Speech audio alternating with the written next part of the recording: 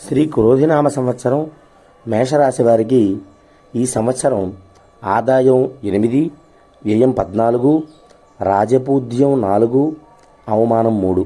అయితే ఈ రాశి స్త్రీ పురుషులకు గత సంవత్సరంలో ఆగిపోయినటువంటి పనులన్నీ కూడా దిగ్విజయంగా పూర్తవుతాయి. శుభ ప్రయత్నములు ఈ సంవత్సరం కలిసి వస్తాయి. ఈ సంవత్సరం ప్రతి పని కూడా చేయగల సామర్థ్యం మీకు వస్తుంది. బంధువులతో కలహాలన్నీ కూడా నివృత్తి అయిపోతాయి.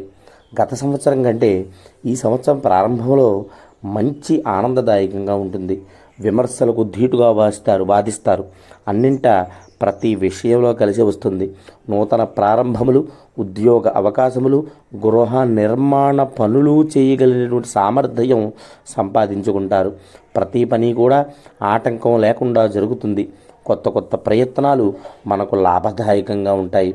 మీరు ఊహించిన చోటికి బదిలీలు, ప్రమోషన్సు, స్థిరాస్తి వృద్ధికి చేసేటువంటి ప్రయత్నాలన్నీ కూడా కలిసి వస్తాయి.